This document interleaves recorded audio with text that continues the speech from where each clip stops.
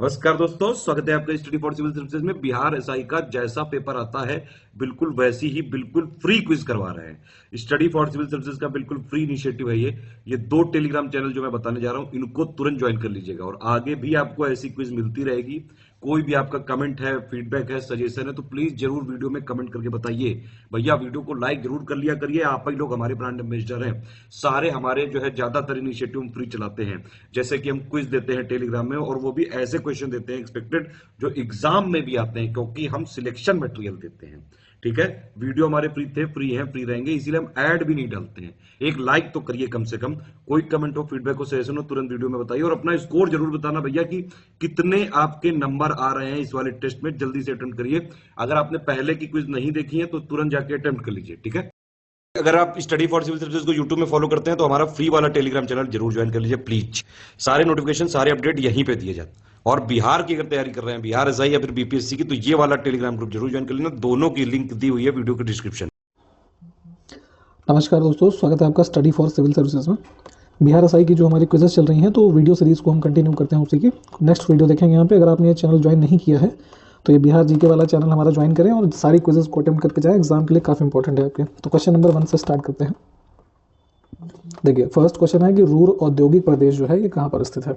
तो ये है आपका जर्मनी में, तो ऑप्शन हमारा बी करेक्ट हो जाएगा यहाँ से। नेक्स्ट है कि सवाना घास के मैदान जो है वो कहाँ पर स्थित है। तो ये मध्य पूर्वी अफ्रीका का जो भाग है वहाँ पे आपको सवाना मिलेंगे। ठीक है, तो ऑप्शन हमारा ए वाला जो है करेक्ट है। भारत की निम्न झीलों में से कौन सी झील जो है वो असम में स्थित है। ठीक है, तो असम में आपको ये मिलेगी चपनाला झील। ठीक, ऑप्शन हमारा डी वाला जो है करेक्ट हो जाएगा। निम्नलिखित में से सर्वाधिक भूकंप जो है वो किस क्षेत्र में आते हैं। ठीक है, तो अगर भूकंपों की हम बात करेंगे तो जो ये परिप्रशांत सागरीय पेटी का ऑप्शन है ना, इस क्षेत्र में आपको सर्वाधिक भूकंप देखने को मिलेंगे, जिस बेल्ट में ये जापान, फिलीपींस वगैरह आते हैं। तो ऑप्शन हमारा सी करेक्ट। संसद के दोनों सदनों की संयुक्त अधिवेशन की अध्यक्षता कौन करता है। ठीक है, तो स्पीकर। किस आयोग ने केंद्र राज्य संबंधों का अध्ययन किया। ठीक है, तो सेंट्रल स्टेट रिलेशनशिप पे जो हमारा आयोग आधारित है वो है सरकारी कमीशन। ठीक, अगला देखिए, भारत का प्रथम गैर कांग्रेसी राष्ट्रपति जो है वो कौन था। ठीक है, तो आज़ादी के बाद से लगभग जो कांग्रेस के मेंबर रहे पूर्व में या उससे संबंधित एसोसिएटेड लोग रहे वो राष्ट्रपति बने। तो जो सर्वप्रथम गैर कांग्रेसी बने उनका नाम था वीवी गिरी। तो ऑप्शन हमारा ए करेक्ट हो जाएगा। एक आदर्श गैस की आंतरिक ऊर्जा जो है किस पर निर्भर करती है। ठीक है, तो किसी भी आंतरिक ऊर्जा जो होगी उसके टेम्परेचर यानी कि ताप पर निर्भर करेगी। तो ऑप्शन सी। स्थायी अवस्था में किसी वस्तु का ताप जो है वो कैसा होगा। ठीक, तो ये देख लेते हैं। तो स्थायी अवस्था में अगर आप देखेंगे तो ऑप्शन डी हमारा ये करेक्ट हो जाएगा। समय के साथ नहीं बदलता लेकिन वस्तु के अलग अलग परिच्छेदों पर अलग अलग होता है। तो ऑप्शन डी यहाँ से सही है। किस राज्य में देश का सबसे बड़ा तैरता सौर ऊर्जा संयंत्र जो है वो स्थापित किया गया है। ठीक है, तो जो फ्लोटिंग हमारा सोलर एनर्जी प्लांट है कह लीजिए, ये तेलंगाना में है। तो ऑप्शन हमारा ए करेक्ट हो जाएगा। किसे वर्ष 2021 के लिए इंटरनेशनल बुकर प्राइज से सम्मानित किया गया है। तो बुकर प्राइज पाने वाले इसमें से हैं डेविड डिओप। तो ऑप्शन हमारा ए जो है दिस विल बी करेक्ट। फिर है कि किसे विश्व व्यापार संगठन का महानिदेशक चुना गया है। ठीक है, तो काफ़ी चर्चा में रही है अभी हाल फिलहाल, कई एग्जाम्स में भी पूछा गया। तो ये इनका नाम है नगोजी ओकोंजा-इवेला। ठीक, ऑप्शन ए। कौन भारत की सबसे युवा महिला पायलट है। ठीक है, तो इनका नाम है आयशा अजीज़ और ये कश्मीर की हैं, ऑलमोस्ट 25 ईयर्स के अराउंड की हैं। ठीक है, तो ये काफ़ी यंगेस्ट जो है पायलट बन गई हैं आयशा अजीज़। वह अधिनियम जिसे जवाहरलाल नेहरू ने दासता का चार्टर कहा था। ठीक है, दासता का चार्टर। तो देखिए वैसे तो अभी मौजूदा में जो कॉन्स्टिट्यूशन ऑफ इंडिया है तो उसके ज़्यादातर प्रावधान जो हैं ये गवर्नमेंट ऑफ इंडिया एक्ट 1935 वाला जो है उसी से प्रभावित है। तो इसी एक्ट को इन्होंने दासता का चार्टर कहा। तो ऑप्शन हमारा डी जो है करेक्ट हो जाएगा। 1932 के पूना समझौते से प्रत्यक्षतः प्रभावित हुए। ठीक है, तो जो पूना पैक्ट हुआ तो उससे सबसे ज़्यादा प्रभावित हुए दलित, है ना। तो ऑप्शन हमारा डी जो होगा ये करेक्ट हो जाएगा। गांधी जी और अंबेडकर जी के बीच पूना समझौता हुआ। महान जैन विद्वान हेमचंद्र जो है किसकी सभा को अलंकृत करते थे। ठीक है, तो ध्यान दीजिएगा हेमचंद्र जो है ये कुमारपाल। तो ऑप्शन हमारा ए करेक्ट हो जाएगा। निम्न में से किस राजवंश में महिलाओं ने उच्च प्रशासनिक पद जो है वो प्राप्त किए थे? ठीक है, तो चालुक्य डायनेस्टी में ऑप्शन हमारा बी करेक्ट हो जाएगा। नागनंद नाटक का लेखक जो है वो कौन है? तो नागनंद लिखा गया है आपका हर्ष के द्वारा, ऑप्शन सी है करेक्ट हो जाएगा। सर थॉमस रो जो है ना, थॉमस रो भी पढ़ते हैं इसको, तो ये किसके दरबार में भारत आए थे? ठीक है, तो ये जहांगीर के, तो ऑप्शन हमारा बी वाला करेक्ट हो जाएगा। मोहम्मद गोरी और पृथ्वीराज चौहान के बीच कौन सी लड़ाई लड़ी गई थी? ठीक है, तो इन दोनों के मध्य में जो है तराइन का युद्ध हुआ था। ठीक है, तो ऑप्शन हमारा यहाँ से सी करेक्ट हो जाएगा। भारतीय राष्ट्रीय कांग्रेस के प्रथम यूरोपीय अध्यक्ष है ना, तो इसमें से कौन थे? तो इनका नाम था जॉर्ज यूल। ठीक है, बहुत से लोग कंफ्यूज हो जाएंगे ए ओ ह्यूम में, बट ये फाउंडर थे। ठीक है, तो यहाँ पे अध्यक्ष अगर चुनना है तो जॉर्ज यूल को चुनेंगे। किसका असली नाम जो था वो मूल शंकर था। ठीक है, तो मूल शंकर था स्वामी दयानंद सरस्वती जी का नाम, तो ऑप्शन डी करेक्ट हो जाएगा। भारतवर्ष पर प्रथम मुस्लिम आक्रमणकर्ता जो है वो कौन थे? ठीक है, तो फर्स्ट मुस्लिम इन्वेडर जो था ये मोहम्मद बिन कासिम, ऑप्शन हमारा डी करेक्ट हो जाएगा। फिर है कि सदर उल सुदूर मुगलों के अधीन मंत्री था, तो ये सदर उल सुदूर जो है किस चीज़ का मंत्री था? तो ये था आपका जो डिपार्टमेंट धर्म एवं परमार्थ कार्यों का, तो ऑप्शन हमारा जो ए वाला है करेक्ट हो जाएगा। मृच्छकटिकम के लेखक कौन है? ठीक है, तो मृच्छकटिकम जो है शूद्र की प्रसिद्ध रचना है, तो ऑप्शन ए करेक्ट है। रत्नावली के लेखक कौन है? ठीक है, तो रत्नावली के लेखक हर्ष है, ऑप्शन ए करेक्ट हो जाएगा। देवी चंद्र गुप्तम के लेखक कौन है? ठीक है, तो जिस प्रकार अभी आपने पहले देखा था कि मुद्रा राक्षस के लेखक जो थे, है ना, मुद्रा राक्षस, तो उसी हिसाब से विशाख दत्त की रचना है देवी चंद्र गुप्तम, तो ऑप्शन हमारा ए जो होगा करेक्ट हो जाएगा। अब देखिए कौन सा कथन यहाँ पे सत्य है। ठीक, तो सत्य चुनना है। तो पहला ध्वनि सीधी रेखा में गति करती है। ठीक है, तो हाँ ये ठीक है, पहला ही ठीक है। रक्त शर्करा है। ठीक है, तो जो ब्लड शुगर होती है, ठीक है, तो वो क्या होती है? तो ये देखना है। तो ब्लड शुगर है ग्लूकोज, ऑप्शन हमारा डी करेक्ट हो जाएगा। एलिसा टेस्ट जो है वो किसकी जांच के लिए किया जाता है? तो ध्यान रखिएगा कि अगर कोई HIV से संक्रमित व्यक्ति एड्स का पीड़ित हो गया तो उसके लिए हम एलिसा टेस्ट करते हैं। ठीक है, तो ऑप्शन हमारा ए जो होगा दिस विल बी करेक्ट। फिर है कि विडाल टेस्ट जो है वो किसके लिए किया जाता है? विडाल टेस्ट, ध्यान रखिएगा अगर किसी को टाइफाइड हो जाता है तो विडाल टेस्ट उसके लिए करता है, ऑप्शन ए यहाँ से सही हो जाएगा। विश्व गैंडा दिवस कब मनाते हैं? ठीक है, तो जितने भी दिवस हैं काफ़ी इंपॉर्टेंट होते हैं, तो जैसे वाइल्ड लाइफ से संबंधित जितने भी दिवस हैं वो भी पूछे जाते हैं एग्जाम में आपसे। तो गैंडा दिवस मनाते हैं 22 सितंबर को, तो ऑप्शन डी जो होगा करेक्ट हो जाएगा। मानव के शरीर में मुख्यतः नाइट्रोजनीय अपशिष्ट जो है वो कौन सा होता है? ठीक है, तो जो हमारे यूरिन के रूप में एक्सक्रीट होता है बॉडी से, तो मुख्यतः नाइट्रोजनीकृत अपशिष्ट वही होता है, तो ये होता है यूरिया। ठीक, तो ऑप्शन हमारा जो ए होगा करेक्ट हो जाएगा। स्मार्ट मुद्रा जो है वो किससे संबंधित है? ठीक है, तो अब देखिए स्मार्ट मुद्रा का संबंध है इसको बोलते हैं क्रेडिट कार्ड को। ठीक, तो ऑप्शन हमारा जो ए होगा इसको हम सही चुनेंगे यहाँ पे। बुजुर्गों के लिए जीवन की गुणवत्ता हेतु जारी रैंकिंग में पूर्वोत्तर राज्य श्रेणी में शीर्ष स्थान पर कौन सा राज्य है? ठीक है, तो अब पूर्वोत्तर राज्यों की श्रेणी में अगर हम देखेंगे बुजुर्गों के लिए जीवन की गुणवत्ता हेतु जारी रैंकिंग में, तो ये है मिजोरम, तो ऑप्शन हमारा ए करेक्ट हो जाएगा। अब देखिए फिर हमें देखना है बुजुर्गों के लिए ही जीवन की गुणवत्ता हेतु जारी रैंकिंग में केंद्र शासित प्रदेशों की श्रेणी में कौन शीर्ष पे है। ठीक, तो यहाँ पे आपका हो जाएगा चंडीगढ़, तो ऑप्शन हमारा ए करेक्ट हो जाएगा।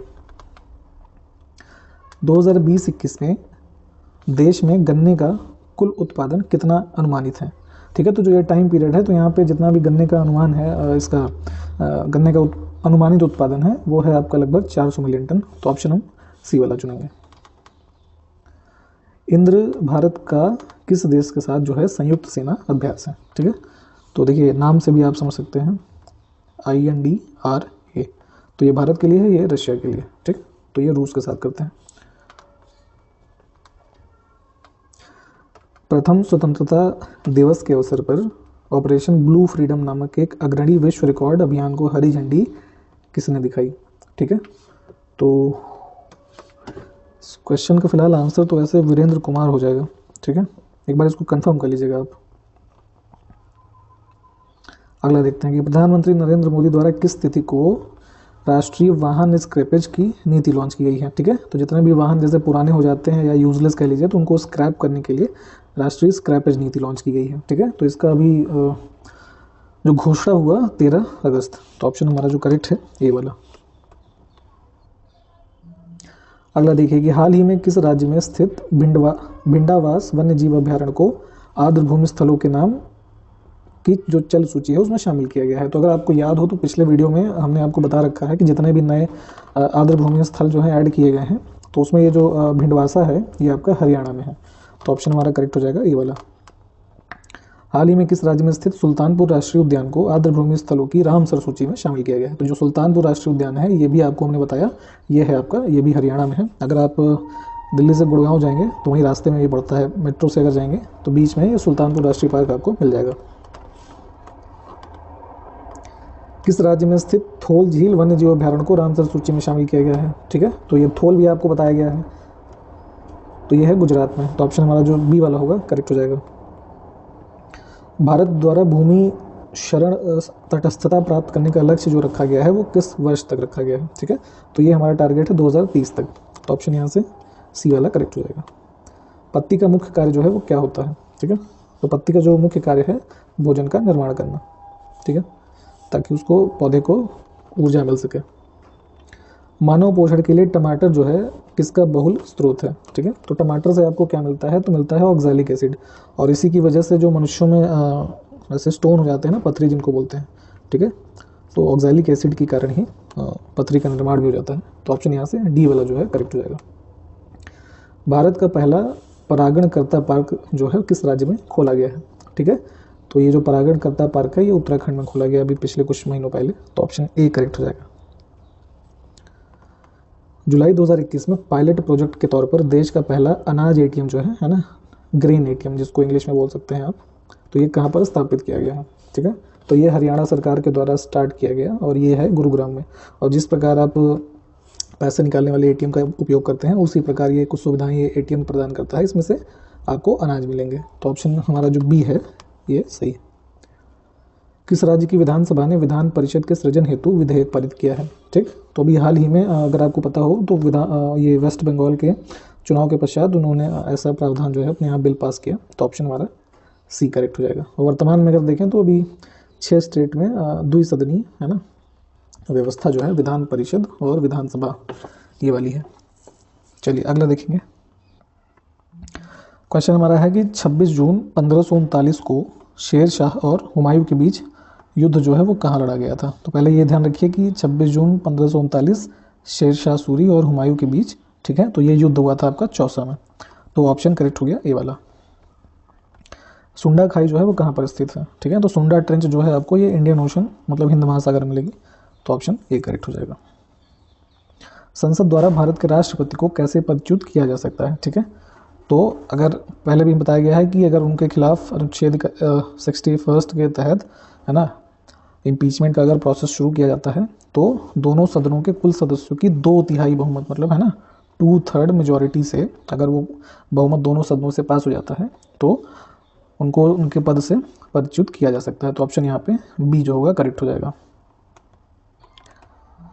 अगला देखिए कि पंचायत के सरपंच का जो चुनाव होता है कैसे होता है। तो जो हमारा लोकल सेल्फ गवर्नमेंट के अंदर प्रधान है ना, मुखिया, पंच और ये सरपंच, ये सब एक ही नाम से है ना, हर स्टेट में अलग अलग नाम से इनको जानते हैं। तो जो इनके इलेक्शंस होते हैं वो कैसे होता है।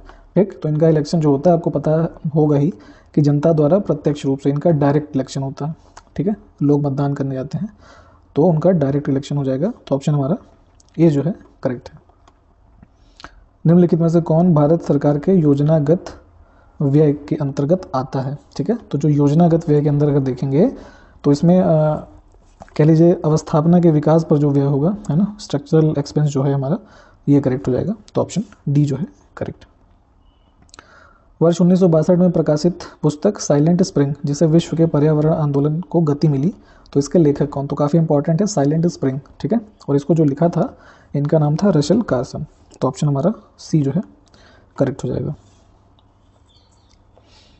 बिहार के प्रमुख समाचार पत्र बिहारी के संपादक कौन थे। ठीक है, तो बिहारी के संपादक जो थे बाबू महेश्वर दास। तो ऑप्शन हमारा ए जो है दिस इज करेक्ट। खजुराहो का कंदरिया महादेव मंदिर जो है किसने बनवाया था? तो मध्य प्रदेश के अंदर आपको ये कंदरिया महादेव मिलेगा खजुराहो में, और इसका निर्माण किया था चंदेल शासकों ने। तो ऑप्शन यहाँ से बी जो है करेक्ट हो जाएगा। राज तरंगिणी के लेखक जो हैं वो कौन है? तो इनका नाम है कल्लड़, ठीक, ऑप्शन ए। बीबी का मकबरा जो है वो कहाँ पर स्थित है? ठीक है, तो ये है औरंगाबाद में। तो ऑप्शन हमारा ए करेक्ट हो जाएगा।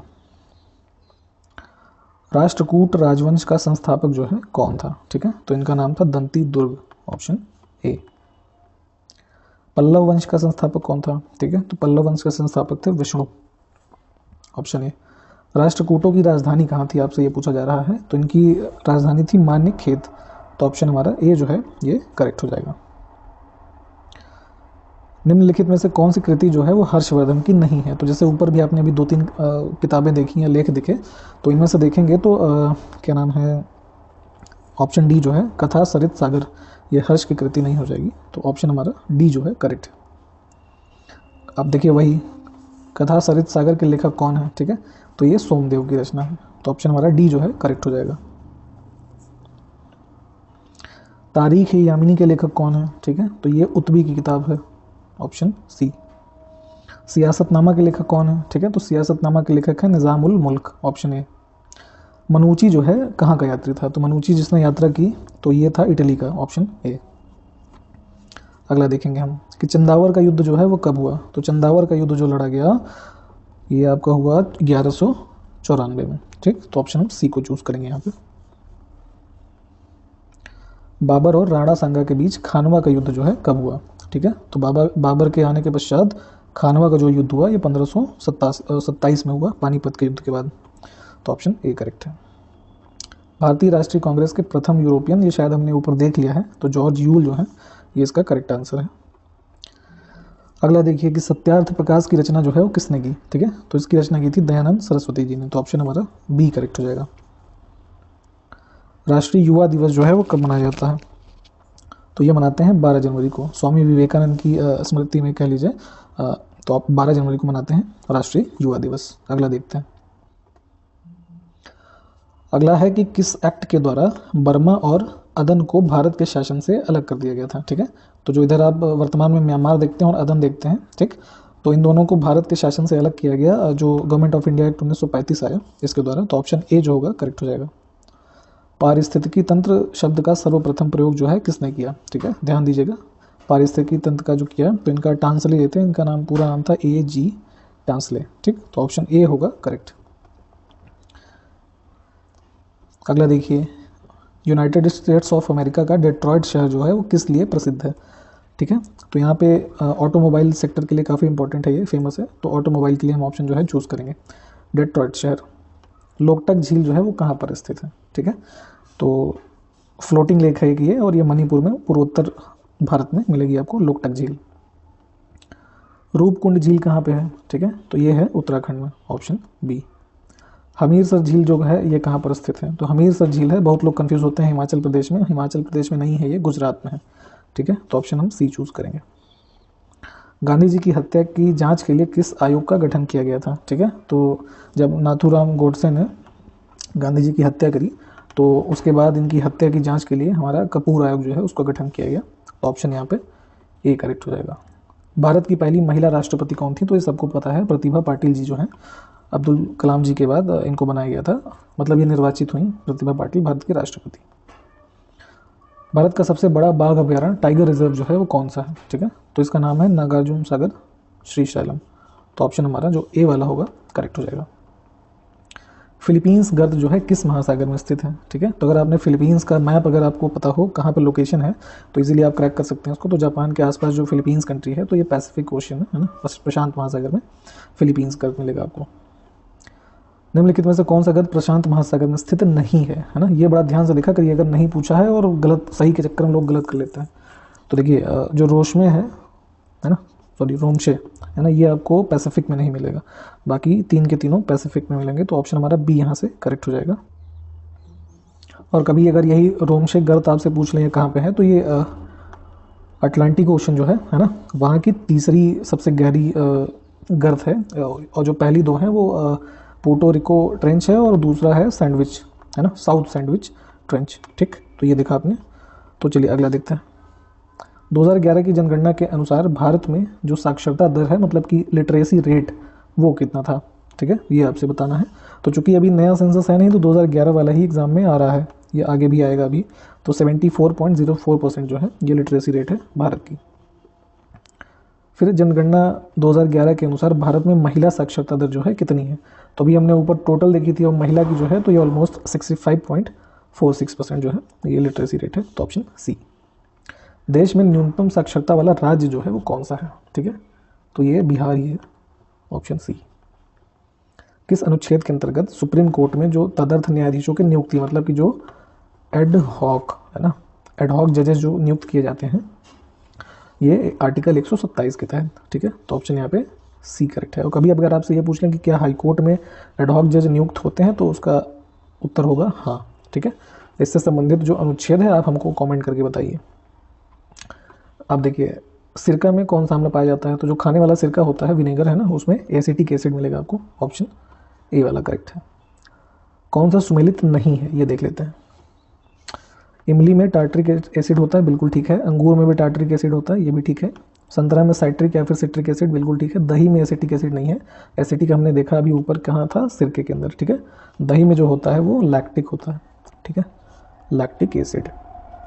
तो हम डी वाला जो है चुन लेंगे, ऑप्शन डी। निम्नलिखित में से कौन सा दर्रा जो है उत्तराखंड में स्थित नहीं है। कौन सा पास जो है ना, ये उत्तराखंड में नहीं है। तो जो रोहतांग पास है ये हिमाचल प्रदेश में है। माना, नीति, लिपू लेक जो है ये सब उत्तराखंड में है। तो ऑप्शन ए करेक्ट हो जाएगा। कौन सा दर्रा अरुणाचल प्रदेश में स्थित नहीं है, ठीक है, अरुणाचल में देख लेते हैं। तो आपका ये बारालाचा जो है ये अरुणाचल में नहीं है। तो ऑप्शन हमारा यहाँ से बी करेक्ट हो जाएगा। जलेपला दर्रा कहाँ पर है, ठीक है, तो ये है सिक्किम में। भारत के किस पड़ोसी देश ने राष्ट्रीय खाद्य आपातकाल घोषित किया है। तो अभी श्रीलंका में काफ़ी भयावह स्थिति चल रही है, डेप्ट वगैरह काफ़ी हो गया वहाँ पे, तो उन्होंने वहाँ पे नेशनल फूड इमरजेंसी जो है वो घोषित किया है, डिक्लेयर किया। वह देश जहाँ हाल ही में विश्व का सबसे बड़ा स्टार नीलम क्लस्टर मिला है, ठीक है, तो ये नीलम क्लस्टर जो स्टार्स का है ना, ये मिला है आपको श्रीलंका। वह देश जिसने अगस्त 2021 में डिजिटल वैक्सीन पासपोर्ट लॉन्च किया है, ठीक है, तो ये वैक्सीन पासपोर्ट वगैरह काफ़ी चर्चा में रहे उस समय, तो ये कनाडा जो था, इन्होंने ये लॉन्च किया। तो ऑप्शन हमारा ए करेक्ट हो जाएगा। हाल ही में किसे पाकिस्तान की पहली महिला मुख्य न्यायाधीश नियुक्त किया गया है, ठीक है, काफ़ी इंपॉर्टेंट है कि महिलाओं को जब भी कोई ऐसी अपॉइंटमेंट्स होती हैं इंपॉर्टेंट, तो ये काफ़ी इंपॉर्टेंट होता है, एग्जाम पॉइंट ऑफ व्यू से जरूर पूछा जाता है, ठीक है। तो इनका नाम है आयशा मलिक, ऑप्शन ए। हाल ही में संयुक्त राष्ट्र महासभा ने किस वर्ष तक एड्स को समाप्त करने की घोषणा की है, ठीक है, तो एड्स के इरेडिकेशन की जो इन्होंने टारगेट रखा है वर्ष 2030 तक, ऑप्शन ए।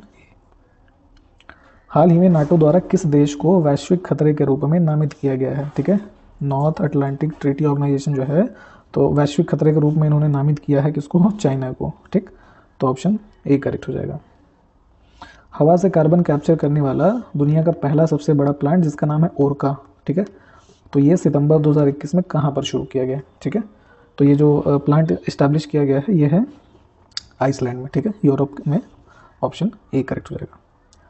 किस देश ने हाल ही में तुर्की के साथ अपनी सीमा पर 40 किलोमीटर लंबी दीवार का निर्माण किया है, ठीक है, तो टर्की का अगर आपको मैप पता हो तो आप इसको कर सकते थे, और अगर आपने न्यूज़ पढ़ी है तो ये जो 40 किलोमीटर लंबी दीवार का निर्माण किया जा रहा है, ये किया जा रहा है ग्रीस के द्वारा।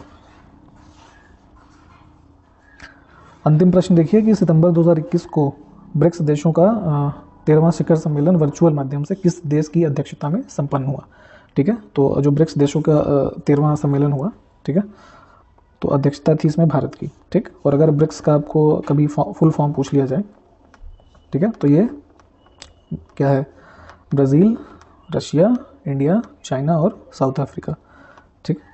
तो ये देखा आपने, भारत की अध्यक्षता में होगा। तो आज के वीडियो में इतना ही। सारे क्वेश्चंस को अच्छे से देख लीजिए, अगले वीडियो में मिलेंगे, हमारे साथ बने रहिए, तब तक जय हिंद।